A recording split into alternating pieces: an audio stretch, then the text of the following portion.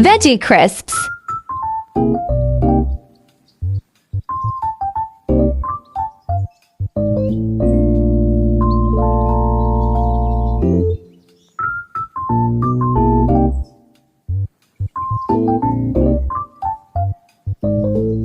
Order from Lazada. Ayan na guys, nandito na tayo sa bahay. Ito na yung order natin sa Lazada. Ayan. Lazada, baka naman. Ayan, ito yung trending. Tapos, so late na tayo.